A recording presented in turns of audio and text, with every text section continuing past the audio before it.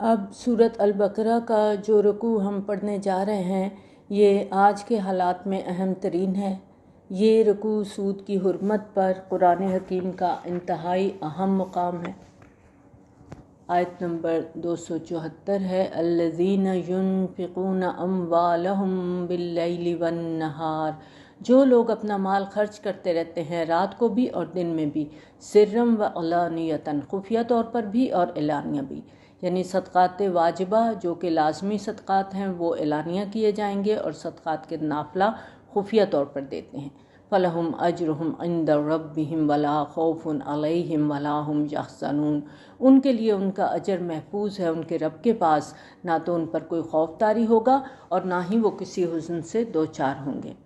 اب اگلی آیت میں اس کے برعکس معاملہ ہو رہا ہے، ان لوگوں کی بات کی جا رہی ہے جو سود کھاتے ہیں، اور وجہ کیا ہوتی ہے؟ اصل مسئلہ ہوتا ہے سرپلس ویلیو، یعنی آپ کا کوئی کاروبار ہے، آپ کی کوئی ملازمت ہے، آپ کما رہے ہیں، آپ کا خرچ پورا ہو رہا ہے، آپ کی کوئی بچت بھی ہو رہی ہے۔ اب اس بچت کا جو مصرف ہے وہ پیچھے ہم نے آیت نمبر 219 کو یاد کریں، وَيَسْأَلُونَكَ مَاذَا يُنْفِقُونَ قُلِ الْعَفْوَ، لوگ آپ سے دریافت کرتے ہیں کہ اللہ کی راہ میں کیا خرچ کریں، کہہ دیجئے جو زائد از ضرورت ہو۔ چنانچہ اصل راستہ تو یہ ہے کہ اپنی بچت کو اللہ کے راستے میں خرچ کریں، محتاجوں کو دے دو، اللہ کے دین کی نشر و اشاعت اور سربلندی میں لگا دو۔ لیکن جس کا ذہن سود خورانہ ہے، جو سود کو پسند کرتا ہے، وہ اس بچت کو بھی مزید کمائی کا ذریعہ بنا لیتا ہے۔ تو لہٰذا جو سود خوری ہے یہ انفاق فی سبیل اللہ کی بالکل ضد ہے۔ سورۃ روم کی آیت نمبر 39 میں ان دونوں کو ایک دوسرے کے مقابلے میں لایا گیا ہے، اللہ کی رضا جوئی کے لیے انفاق اور اس کے مقابلے میں ربا یعنی سود پر رقم دینا۔ وہاں اللہ تعالیٰ فرماتے ہیں وَمَا آتَيْتُم مِّن رِّبًا لِّيَرْبُوَ فِي أَمْوَالِ النَّاسِ فَلَا يَرْبُو عِندَ اللَّهِ، اور جو مال تم دیتے ہو سود پر تاکہ لوگوں کے اموال میں شامل ہو کر بڑھ جائے تو وہ اللہ کے ہاں نہیں بڑھتا، یعنی محنت کوئی کر رہا ہے اور آپ اس کی کمائی میں سے اپنے سرمائے کی وجہ سے ایک فکس پروفٹ وصول کر رہے ہیں، آپ کا مال اس کے مال میں شامل ہو کر اس کی محنت سے بڑھ رہا ہے، لیکن اللہ کے ہاں اس کی بڑھوتری نہیں ہوتی، اللہ کے ہاں یہ نہیں بڑھتا۔ ہاں وَمَا آتَيْتُم مِّن زَكَاةٍ تُرِيدُونَ وَجْهَ اللَّهِ فَأُولَٰئِكَ هُمُ الْمُضْعِفُونَ، اور جو تم زکوٰۃ یا صدقات میں دے دیتے ہو صرف اللہ کی رضا جوئی کے لیے تو یہی لوگ بڑھا رہے ہیں، یعنی ایسے لوگوں کا مال اللہ کے ہاں بڑھ رہا ہے۔ چنانچہ انفاق فی سبیل اللہ اور صدقات اور زکوٰۃ وغیرہ کا معاملہ سود کے مقابلے میں بالکل برعکس ہے۔ اپنے اس بچت کے مال کو یا تو اللہ کی راہ میں خرچ کرے گا یا سودی منافع حاصل کرنے کا ذریعہ بنائے گا، دو ہی آپشن ہیں۔ اور آپ جانتے ہیں کہ آج کے جو بینکنگ کے نظام ہے سب سے زیادہ زور کس پر دیا جاتا ہے؟ سیونگ کے اوپر۔ سیونگ اکاؤنٹ، بڑی پرکشش منافع بخش اسکیمیں متعارف کرائی جاتی ہیں، ان کی طرف ترغیب دی جاتی ہے کہ بچت کرو، کیوں؟ مزید کمانے کے لیے۔ بچت اس لیے نہیں کہ اپنا پیٹ کاٹو، غریبوں کی ضرورتوں کو پوری کرو، اپنا معیار زندگی تھوڑا کم کر لو، اللہ کے دین کے لیے خرچ کرو، نہیں، اس لیے کہ تم بچاؤ، وہ بچت ہمیں دو تاکہ ہم زیادہ شرح سود پر وہ دوسروں کو آگے دیں اور تھوڑی شرح سود تمہیں دے دیں، تمہارا بھی فائدہ ہو، ہمارا بھی فائدہ ہو۔ چنانچہ انفاق اور سود ایک دوسرے کی ضد ہے۔ اللہ تعالیٰ فرماتے ہیں الذین یأکلون الربا، جو لوگ سود کھاتے ہیں، لا یقومون الا کما یقوم الذی یتخبطہ الشیطان من المس، وہ نہیں کھڑے ہوتے مگر اس شخص کی طرح جس کو شیطان نے چھو کر مخبوط الحواس بنا دیا ہو۔ اس دنیا میں سود خوروں کا بالکل یہی حال ہوتا ہے، اور اس کا نقشہ آپ کسی بھی اسٹاک ایکسچینج میں دیکھ سکتے ہیں۔ ایسے لگتا ہے کہ لوگ پاگل ہو رہے ہیں، چیخ رہے ہیں، دوڑ رہے ہیں، بھاگ رہے ہیں، کسی طرح بھی نارمل انسان وہ نظر نہیں آ رہے ہوتے، بالکل لگتا ہے مخبوط الحواس قسم کے لوگ، ایسے جیسے کوئی آسیب کا سایہ ہو گیا ان کے اوپر۔ ذَلِكَ بِأَنَّهُمْ قَالُوا إِنَّمَا الْبَيْعُ مِثْلُ الرِّبَا، اور اس وجہ سے کہ وہ کہتے ہیں کہ تجارت بھی تو سود ہی کی طرح ہے۔ اب کوئی شخص ہے وہ کہہ سکتا ہے کہ میں نے 100 روپے کا مال خریدا ہے، میں اسے 110 روپے میں بیچ رہا ہوں، اب وہ 10 روپے اس کو بچ گئے، یہ پروفٹ ہے جو جائز ہے۔ لیکن اگر وہ 100 روپے کسی کو دیتا ہے اور بغیر کسی کوشش کے، بغیر کسی محنت کے 110 روپے اس سے لیتا ہے تو یہ سود ہے۔ یہ حرام کیوں ہو گیا؟ ایک شخص ہے، اس نے 10 لاکھ کا مکان بنایا، اب اس نے 4000 روپے مہینے پہ کرائے پہ دے دیا، تو کیا ہے کہ وہ جائز ہے۔ اور 10 لاکھ روپے کسی کو قرض دے دیے اور اس سے 4000 روپیہ مہینہ فکس لینا شروع کر دیا تو یہ سود ہو گیا، یہ حرام ہو گیا۔ تجارت اور سود کا فرق ہم سورۃ بقرہ میں پیچھے پڑھ کے آئے ہیں۔ یہاں اللہ تعالیٰ نے فرمایا وَأَحَلَّ اللَّهُ الْبَيْعَ وَحَرَّمَ الرِّبَا، حالانکہ اللہ نے تجارت کو حلال قرار دیا ہے اور ربا کو حرام قرار دیا ہے۔ اب بتائیں کیا ہم اللہ کو مانتے ہیں کہ نہیں مانتے؟ مانتے ہیں نا، نبی صلی اللہ علیہ وآلہ وسلم کو بھی مانتے ہیں، ایسی بات ہے، قرآن کو بھی مانتے ہیں، یا صرف اپنی عقل کو مان رہے ہیں؟ اگر ہم مسلمان ہیں، مومن ہیں، تو پھر ہمیں کیا کرنا چاہیے؟ اللہ تعالیٰ اور اس کے رسول صلی اللہ علیہ وآلہ وسلم کے حکم پر سر تسلیم خم کر لو۔ وَمَا آتَاكُمُ الرَّسُولُ فَخُذُوهُ وَمَا نَهَاكُمْ عَنْهُ فَانْتَهُوا، سورۃ حشر کی آیت ہے۔ جو کچھ رسول صلی اللہ علیہ وآلہ وسلم تمہیں دیں اسے لے لو، اور جس چیز سے روک دیں اس سے رک جاؤ۔ یہ شریعت کا معاملہ ہے اور یہ پکی بات ہے کہ آپ دیکھیں کہ ایک ہے فلوئڈ کیپٹل، ایک ہے فکسڈ کیپٹل۔ جیسے ہم نے پیچھے مکان کی مثال دیکھی تھی، اب مکان کا جو معاملہ ہے وہ فکسڈ کیپٹل ہے کہ 10 لاکھ روپے کا مکان ہے، جو شخص اس میں رہ رہا ہے وہ اس سے کیا فائدہ لے گا کہ اپنی رہائش، اس کے سر پہ ایک چھت ہے، وہ رہائش ہے، اور اس کے وہ منتھلی کرایہ دے رہا ہے۔ اس کے برعکس آپ نے 10 لاکھ روپے کسی کو کیش دے دیے، وہ انہیں کسی کام میں لگائے گا، اب امکان یہ ہے کہ 10 لاکھ کے 12-15 بھی بن جائیں گے، اور یہ بھی ہو سکتا ہے کہ 8 لاکھ رہ جائیں، لیکن آپ اپنے 10 لاکھ کے فکس منافع وصول کر رہے ہیں اس سے ہر مہینے، تو یہ حرام ہو جائے گا۔ ان دونوں میں کوئی مناسبت نہیں ہے۔ اللہ تعالیٰ نے واضح بتا دیا کہ اللہ نے تجارت کو حلال ٹھہرایا ہے اور سود کو حرام ٹھہرایا ہے۔ فَمَنْ جَاءَ مَوْعِظَةٌ مِّن رَبِّهِ فَانْتَهَىٰ فَلَهُ مَا سَلَفَ، تو جس شخص کے پاس اس کے رب کی طرف سے یہ نصیحت پہنچ گئی، کون سی؟ سود کی حرمت کی، اور وہ باز آ گیا، تو جو کچھ وہ پہلے لے چکا ہے وہ اس کا ہے، یعنی وہ اس سے واپس نہیں لیا جائے گا، اس کا حساب کتاب نہیں ہوگا کہ تم اتنا سود کھا چکے ہو اب اسے واپس کرو۔ وَأَمْرُهُ إِلَى اللَّهِ، اس کا معاملہ اللہ کے حوالے، اللہ چاہے گا تو اس کو معاف کر دے گا، وہ غفور الرحیم ہے، وہ چاہے تو معاف کر سکتا ہے۔ وَمَنْ عَادَ فَأُولَٰئِكَ أَصْحَابُ النَّارِ هُمْ فِيهَا خَالِدُونَ، اور جس نے اس نصیحت کے آ جانے کے بعد بھی دوبارہ یہ حرکت کی، اعادہ کیا، تو یہ لوگ جہنمی ہیں اور ہمیشہ اس میں رہیں گے۔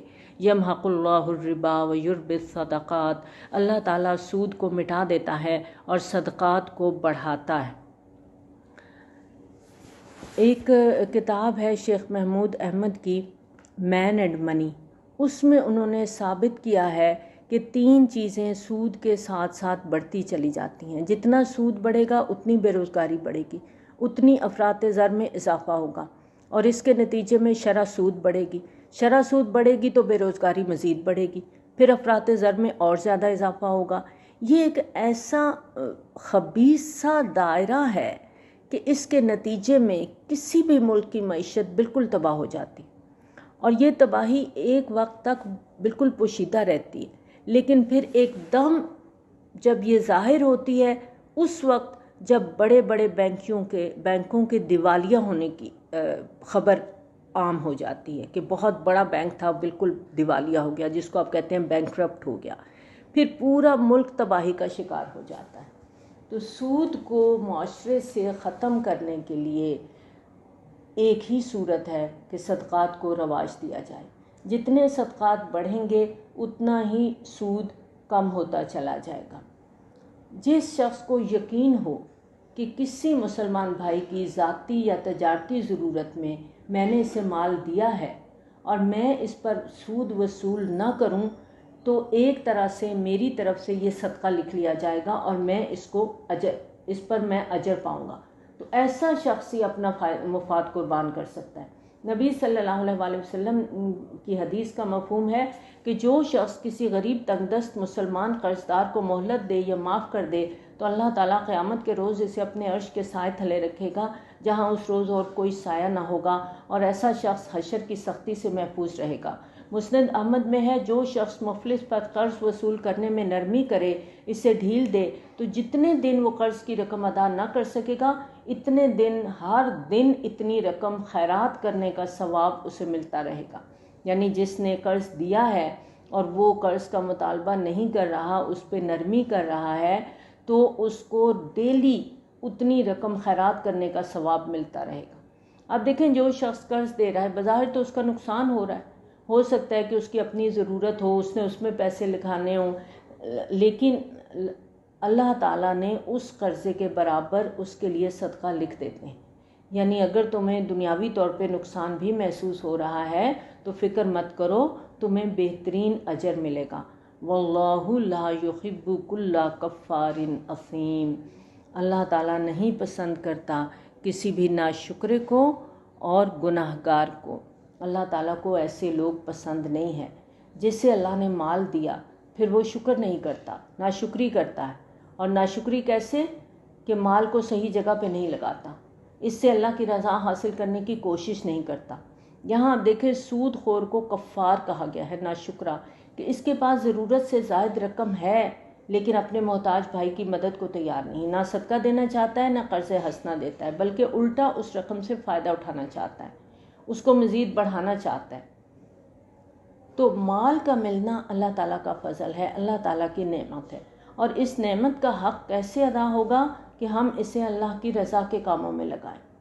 اب جو زخموں پر مرہم رکھنے کی بجائے انہیں مزید کریدے گا تو ایسا شخص پھر کفار اثیم ہے، شدید گناہ گار ہے۔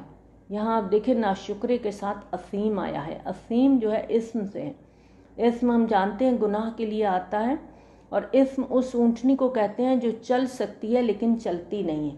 تو اسم وہ گناہ ہے جو جانتے بوجھتے انسان کرتا ہے، یعنی ہم میں سے ہر ایک کو پتہ ہے کہ سود حرام ہے، لیکن اس کے باوجود ہم اپنے آپ کو اس میں سے نکال نہیں پاتے، اس لیے اللہ تعالیٰ نے سود خور کو کفار اثیم قرار دیا ہے۔ ان الذین آمنوا وعملوا الصالحات واقاموا الصلاۃ وآتوا الزکاۃ لہم اجرہم عند ربہم، ہاں جو لوگ ایمان لائے اور انہوں نے نیک عمل کیے اور نماز قائم کرتے رہے اور زکوٰۃ ادا کرتے رہے، ان کے لیے ان کا اجر ان کے رب کے پاس محفوظ ہے۔ ظاہر ہے نیک عمل میں جو چیز حرام ہے اس کو اگر چھوڑ دینا ہے تو یہ بہت بڑی نیکی ہے، اللہ کے ہاں اس کا اجر محفوظ ہے۔ ولا خوف علیہم ولا ہم یحزنون، اور نہ انہیں کوئی خوف لاحق ہوگا نہ وہ غمگین ہوں گے، اللہ کے سائے تلے ہوں گے، اللہ کی رحمت کے سائے تلے ہوں گے، ہر قسم کے غم سے، پریشانی سے، خوف سے دور ہوں گے۔ یا ایھا الذین آمنوا اتقوا اللہ وذروا ما بقی من الربا، اے ایمان والو اللہ کا تقوی اختیار کرو اور سود میں سے جو باقی رہ گیا ہے اسے چھوڑ دو۔ آج اور ابھی یہ فیصلہ کر لو کہ جو بھی تم نے کسی کو قرض دیا تھا اب سود نہیں لینا، سود چھوڑ دینا ہے۔ ان کنتم مؤمنین، اگر تم واقعی مومن ہو۔ فإن لم تفعلوا فأذنوا بحرب من اللہ ورسولہ، پھر اگر تم نے ایسا نہ کیا تو خبردار ہو جاؤ کہ اللہ اور اس کے رسول صلی اللہ علیہ وآلہ وسلم کی طرف سے تمہارے خلاف اعلان جنگ ہے۔ سود خوری سے باز نہ آنے پر یہاں الٹیمیٹم دیا جا رہا ہے۔ قرآن اور حدیث میں کسی اور گناہ پر یہ بات نہیں آئی، یہ واحد گناہ ہے جس پر اللہ اور اس کے رسول صلی اللہ علیہ وآلہ وسلم کی طرف سے اعلان جنگ ہے۔ وَإِن تُبْتُمْ فَلَكُمْ رُؤُوسُ أَمْوَالِكُمْ، اور اگر تم توبہ کر لو تو اصل اموال تمہارے ہی ہیں، یعنی تمہارا جو اصل مال ہے وہ تمہیں لوٹا دیا جائے گا۔ سود چھوڑ دو اور اپنا اصل مال واپس لے لو۔ لا تظلمون ولا تظلمون، نہ تم ظلم کرو نہ تم پر ظلم کیا جائے، نہ تم ظلم کرو کہ کسی سے سود وصول کرو، اور نہ ہی تم پر ظلم کیا جائے کہ تمہارا اصل مال دبا دیا جائے۔ وَإِن كَانَ ذُو عُسْرَةٍ فَنَظِرَةٌ إِلَىٰ مَيْسَرَةٍ، اور اگر مقروض تنگ دست ہو تو فراخی حاصل ہونے تک اسے مہلت دو۔ وَإِن تَصَدَّقُوا خَيْرٌ لَكُمْ، اگر تم صدقہ ہی کر دو تو تمہارے لیے بہتر ہے۔ تمہارا بھائی غریب تھا، اس کو قرض دے دیا، اب اس سے کچھ عرصہ تم سود لے کر کھا چکے ہو، باقی اب تم نے سود تو چھوڑا ہی ہے، لیکن اگر وہ اتنا غریب ہے کہ تمہارا مال تمہیں واپس نہیں دے سکتا، تو اگر تم اصل مال اس کو بخش دو گے تو یہ انفاق ہو جائے گا، یہ اللہ کے ذمہ قرض حسنہ ہو جائے گا، تمہارے لیے ذخیرہ آخرت بن جائے گا۔ یعنی جو تمہاری بچت ہے وہ اللہ کے ہاں بڑھ جائے گی۔ اسلامی معیشت کے اندر سب سے اونچا مصرف انفاق فی سبیل اللہ، اللہ کی راہ میں خرچ کرو، صدقہ کر دو، اس سے کم تر قرض حسنہ ہے۔ آپ کے کسی بھائی کا کاروبار رک گیا ہے، آپ اس کو قرض دے رہے ہیں کہ کاروبار چل پڑے، پھر وہ آپ کو آپ کی اصل رقم واپس کر دے گا اتنی ہی جتنی آپ نے دی تھی، تو یہ قرض حسنہ ہے، اس کا درجہ انفاق سے کم تر ہے۔ تیسرا درجہ ہے مزاربت، یہ جائز تو ہے لیکن پسندیدہ نہیں ہے، لیکن چلیں اگر تم مزاربت بھی کرنا چاہتے ہو تو کر لو۔ اور مزاربت کیا ہے کہ رقم تمہاری ہوگی اور کام دوسرا کرے گا، اگر بچت ہو جائے تو تمہارا بھی حصہ ہوگا، لیکن اگر نقصان ہوگا تو تمہارا نقصان کاؤنٹ ہوگا، اس سے تم کوئی تاوان نہیں لوگے۔ اس کے بعد ان 3 درجوں سے بھی اگر تم نیچے اترتے ہو اور تم کہو کہ میں یہ رقم تمہیں دے رہا ہوں اور اس پر ہر مہینے اتنے % تم نے مجھے دینا ہی دینا ہے، تو اس سے بڑھ کے حرام شے کوئی شے نہیں۔ اس آیت میں ہدایت کی جا رہی ہے، جو آگے ہم پڑھنے جا رہے ہیں، کہ اگر تمہارا مقروض تنگی میں ہے تو پھر انتظار کرو، اسے فراخی تک مہلت دو، اور اگر تم صدقہ کر دو، خیرات کر دو، بخش دو تو وہ تمہارے لیے بہتر ہے۔ ان کنتم تعلمون، اگر تم جانتے ہو، اگر تمہیں اللہ نے حکمت دی ہے، اگر تم اولو الالباب ہو، سمجھدار ہو، تو اس بچت کے امیدوار بنو جو اللہ کے ہاں اجر و ثواب کی صورت میں تمہیں ملے گی۔ اس کے مقابلے میں اس رقم کی کوئی حیثیت نہیں ہے جو تمہیں مقروض سے واپس ملنی۔ وَاتَّقُوا يَوْمًا تُرْجَعُونَ فِيهِ إِلَى اللَّهِ، اور ڈرو اس دن سے کہ جس دن تم لوٹا دیے جاؤ گے اللہ کی طرف۔ سورۃ بقرہ میں ہم نے پیچھے پڑھا تھا، اور ڈرو اس دن سے جس دن کام نہ آ سکے گی کوئی جان کسی دوسری جان کے کچھ بھی، اور نہ کسی سے کوئی سفارش قبول کی جائے گی، اور نہ کوئی فدیہ قبول کیا جائے گا، اور نہ ہی کوئی مدد مل سکے گی۔ ایک اور جگہ سورۃ بقرہ میں ہی ہم نے پڑھا تھا، اور ڈرو اس دن سے جس دن کام نہ آ سکے گی کوئی جان کسی دوسری جان کے کچھ بھی، اور نہ کسی سے کوئی فدیہ قبول کیا جائے گا، اور نہ کسی کی کوئی سفارش فائدہ پہنچا سکے گی، اور نہ انہیں کوئی مدد مل سکے گی۔ ثم توفی کل نفس ما کسبت، پھر ہر جان کو پورا پورا دے دیا جائے گا جو کمائی اس نے کی ہوگی، وہم لا یظلمون، اور ان پر کچھ بھی ظلم نہ ہوگا۔ اللہ کا فیصلہ انصاف کا فیصلہ ہوگا، عدل کا فیصلہ ہوگا، کسی کے ساتھ ظلم نہیں ہوگا، ہر شخص کو اس کی کمائی کا پورا پورا بدلہ ملے گا۔ اب اگلی آیت کے اندر جو ہدایت دی جا رہی ہے کہ قرض کا جب باہم لین دین کرنا ہے یا آپس میں کوئی کاروباری معاملہ طے کرنا ہے تو اسے باقاعدہ طور پر لکھ لیا جائے اور 2 گواہوں کی موجودگی میں لکھا جائے۔ ہمارے ہاں عام طور پر اس قرآنی حکم کو نظر انداز کر دیا جاتا ہے۔ کوئی سگا بھائی ہے یا قریبی عزیز ہے یا کوئی بہت گہرا دوست ہے، اب کوئی کاروباری معاملہ کر رہے ہیں یا اس کو کوئی قرض دے رہے ہیں تو خیال کیا جاتا ہے کہ کیا لکھنا ہے، وہ تو سوچے گا کہ میرے پہ اعتماد ہی نہیں ہے ان کو، چنانچہ تمام معاملات زبانی طے کر لیے جاتے ہیں۔ لیکن بعد میں جب معاملات میں بگاڑ پیدا ہوتا ہے پھر چیخ و پکار کرتے ہیں۔ تو اگر شروع ہی میں قرآن کے حکم کے مطابق مالی معاملات کو تحریر کر لیا جائے تو نوبت یہاں تک پہنچے گی نہیں۔ حدیث نبوی صلی اللہ علیہ وآلہ وسلم کا مفہوم ہے کہ جو شخص قرض دیتے ہوئے یا کوئی معاملہ کرتے ہوئے لکھواتا نہیں ہے، اگر اس کا مال ضائع ہو جاتا ہے تو اسے اس پر کوئی اجر نہیں ملتا، اور اگر وہ مقروض کے حق میں بد دعا کرتا ہے تو اللہ تعالیٰ اس کی فریاد نہیں سنتا، کیونکہ اس نے اللہ تعالیٰ کے واضح حکم کی خلاف ورزی کی ہے۔ اب آگے طریقہ بتایا جا رہا ہے۔ یا ایھا الذین آمنوا اذا تداینتم بدین الی اجل مسمی فاکتبوہ، اے اہل ایمان، جب بھی تم قرض کا کوئی معاملہ کرو تو ایک وقت معین تک کے لیے اس کو لکھ لیا کرو۔ اس آیت میں 2 حکم معلوم ہو رہے ہیں، ایک یہ کہ قرض کا وقت طے ہونا چاہیے کہ کب واپس ہوگا، دوسرا یہ کہ لکھ لیا جائے۔ فاکتبوہ یہ امر کا صیغہ ہے، یعنی حکم دیا جا رہا ہے کہ اس کو لکھ لو۔ وَلْيَكْتُبْ بَيْنَكُمْ كَاتِبٌ بِالْعَدْلِ، اور چاہیے کہ اس کو لکھے کوئی لکھنے والا عدل کے ساتھ، یعنی لکھنے والا ڈنڈی نہ مارے، صحیح صحیح لکھے۔ وَلَا يَأْبَ كَاتِبٌ أَن يَكْتُبَ كَمَا عَلَّمَهُ اللَّهُ فَلْيَكْتُبْ، اور جو لکھنا جانتا ہو وہ لکھنے سے انکار نہ کرے، جس طرح اللہ نے اس کو سکھایا ہے، بس چاہیے کہ وہ لکھ دے۔ یہ ہدایت تاکید کے ساتھ کی گئی، اس لیے کہ اس دور میں پڑھے لکھے لوگ بہت کم تھے۔ آج بھی آپ دیکھیں مالی معاملات، معاہدات عام طور پر وثیقہ نویس تحریر کرتے ہیں، ہر بندہ نہیں کر سکتا۔ وَلْيُمْلِلِ الَّذِي عَلَيْهِ الْحَقُّ، اور املا وہ شخص کرائے جس پر حق آتا ہے، یعنی جو شخص قرض لے رہا ہے وہ دستاویز لکھوائے گا کہ میں کیا ذمہ داری لے رہا ہوں، جس کا مال ہے وہ نہیں لکھوائے گا۔ وَلْيَتَّقِ اللَّهَ رَبَّهُ، اور وہ اللہ سے ڈرتا رہے اپنے رب سے۔ وَلَا يَبْخَسْ مِنْهُ شَيْئًا، اور اس میں کوئی شے کم نہ کرے، یعنی جب لکھوا رہا ہے تو پورا پورا لکھوائے، انصاف کے ساتھ لکھوائے۔ فَإِن كَانَ الَّذِي عَلَيْهِ الْحَقُّ سَفِيهًا أَوْ ضَعِيفًا، پھر اگر وہ شخص جس پر حق عائد ہوتا ہے نا سمجھ ہے یا ضعیف ہے، أَوْ لَا يَسْتَطِيعُ أَن يُمِلَّهُ، یا اس کے اندر اتنی صلاحیت نہیں ہے کہ وہ املا کروا سکے، فَلْيُمْلِلْ وَلِيُّهُ بِالْعَدْلِ، تو اس کا جو ولی ہو وہ انصاف کے ساتھ لکھوا دے۔ یعنی قرض لینے والا یا تو ناسمجھ ہے یا کوئی بہت بوڑھا ہے، ضعیف ہے، وہ اتنی کیپیسٹی نہیں ہے اس کے اندر کہ وہ دستاویز لکھوا سکے، تو اس کا کوئی ولی، کوئی وکیل، کوئی مختار جیسے اٹارنی ہوتا ہے، اس کی طرف سے انصاف کے ساتھ یہ تحریر لکھوائے گا۔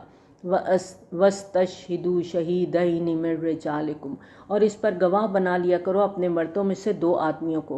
فَإِن لَّمْ يَكُونَا رَجُلَيْنِ فَرَجُلٌ وَامْرَأَتَانِ، پھر اگر 2 مرد دستیاب نہ ہوں تو 1 مرد اور 2 عورتیں۔ مِمَّن تَرْضَوْنَ مِنَ الشُّهَدَاءِ، یہ گواہ تمہارے پسندیدہ لوگوں میں سے ہوں، یعنی ایسے گواہ مقرر کیے جائیں جن کی گواہی دونوں فریقوں کے نزدیک قابل قبول ہو اور دونوں فریقوں کو ان گواہوں کے اوپر اعتماد ہو۔ اگر مذکورہ صفات میں 2 مرد دستیاب نہیں ہیں تو ایسے موقع پر گواہی کے لیے 1 مرد اور 2 عورتوں کا انتخاب کیا جائے گا، یعنی گواہوں میں 1 مرد کا ہونا لازم ہے، صرف عورت کی گواہی کافی نہیں ہوگی۔ ان تضل احداہما فتذکر احداہما الاخری، تاکہ ان میں سے کوئی ایک بھول جائے تو دوسری یاد کروا دیں۔ اللہ تعالیٰ نے عورت کے اندر نسیان کا مادہ زیادہ رکھا ہے۔ اللہ تعالیٰ سورۃ ملک میں فرماتے ہیں الا یعلم من خلق وہو اللطیف الخبیر، کیا وہی نہ جانے گا جس نے پیدا کیا، وہ بڑا باریک بین اور ہر شے کی خبر رکھنے والا ہے۔ جس نے پیدا کیا ہے وہ خوب جانتا ہے کہ کس میں کون سا مادہ زیادہ ہے، اور عورت کے اندر نسیان کا مادہ اللہ تعالیٰ نے زیادہ رکھا ہے۔ عورت کے اندر کچھ فزیکل چینجز آتی رہتی ہیں، ہارمونل چینجز آتی رہتی ہیں، جس کی وجہ سے اس کے جو نسیان ہے اس کی کیفیت اس کے اندر بہت جلدی شروع ہو جاتی ہے۔ پھر یہ ہے کہ وہ تھوڑی جذباتی بھی ہوتی ہے، تو اس وجہ سے اللہ تعالیٰ نے اس کے اندر یہ ایک بھول جانے کا مادہ، جس سیفٹی والو جو ہے نا وہ لگایا ہوا ہے، تو ورنہ تو پھر وہی حال ہو نا کہ یاد ماضی عذاب ہے، یا رب چھین لے مجھ سے حافظہ میرا۔ تو پھر اگر عورت کو بھولنے کی بیماری نہ ہو تو پھر تو وہ ساری زندگی تنگ ہی ہوتی رہے گی۔ تو یہ جو نسیان ہے یہ اللہ تعالیٰ کی بہت بڑی نعمت ہے، ورنہ عورت کی زندگی میں بہت سارے صدمات بعض اوقات آتے ہیں تو اس کے اندر اتنے صدمے ہوں دل سے ہی نہ اتریں، غصہ کبھی ختم ہی نہ ہو، تو لیکن یہ اللہ کا حکم ہے اور ہمیں اللہ کا حکم ماننا ہے کہ 2 عورتوں کی گواہی 1 گنی جائے گی۔ وَلَا يَأْبَ الشُّهَدَاءُ إِذَا مَا دُعُوا، اور نہ انکار کریں گواہ جب ان کو بلایا جائے، یعنی گواہوں کو جب گواہی کے لیے بلایا جائے تو پھر انہیں انکار نہیں کرنا بلکہ آ کر گواہی دینی ہے۔ وَلَا تَسْأَمُوا أَن تَكْتُبُوهُ صَغِيرًا أَوْ كَبِيرًا إِلَىٰ أَجَلِهِ، اور سستی مت کرو اس کے لکھنے میں، معاملہ چاہے چھوٹا ہو یا بڑا، اس کی معین مدت کے لیے۔ یعنی قرض خواہ چھوٹا لے رہے ہیں یا بڑا لے رہے ہیں، اس کی دستاویز تحریر ہونی چاہیے کہ میں اتنی رقم لے رہا ہوں اور اتنے وقت میں لوٹا دوں گا۔ اس کے بعد قرض خواہ مدت کو بڑھا بھی سکتا ہے، مزید مہلت دے سکتا ہے، معاف بھی کر سکتا ہے، یہ سارا قرض دینے والے کے اوپر ہے، لیکن قرض دیتے وقت مدت معین ہونی چاہیے۔ ذالکم اقسط عند اللہ، یہ اللہ کے نزدیک زیادہ انصاف والی بات ہے۔ واقوم للشہادہ، اور گواہی کو زیادہ درست رکھنے والا، یعنی معاملہ ضبط تحریر میں آ جائے تو بالکل واضح کلیئر بات ہوگی۔ وَأَدْنَا أَلَّا تَرْتَابُوا، اور یہ اس کے زیادہ قریب ہے کہ تم شبہ میں نہیں پڑو گے، یعنی زبانی ہوگا تو اس میں اختلاف بھی ہو سکتا ہے، لکھی ہوئی بات ہوگی تو کوئی انکار نہیں کر سکے گا۔ الا ان تکون تجارتا حاضرتا تدیرونها بینکم، الا یہ کہ کوئی تجارتی لین دین ہو جو تم دست بدست کرتے ہو۔ مثلا آپ دکاندار سے کوئی چیز خریدتے ہیں، سبزی لیتے ہیں اور کوئی چھوٹی موٹی چیز لیتے ہیں، کیش پیسے دیتے ہیں، تو اس کو لکھوانے کی ضرورت نہیں ہے۔ آپ کیش میمو لے لیں تو بھی ٹھیک ہے، نہیں لیتے تو بھی کوئی ایسی بات نہیں ہے۔ فَلَيْسَ عَلَيْكُمْ جُنَاحٌ أَلَّا تَكْتُبُوهَا، تو تم پر کوئی گناہ نہیں ہے کہ اسے نہ لکھو۔ وَأَشْهِدُوا إِذَا تَبَايَعْتُمْ، اور گواہ بنا لیا کرو جب کوئی مستقبل کا سودا کرو۔ یعنی مستقبل کا سودا کیا ہے؟ بیع سلم کہتے ہیں اس کو۔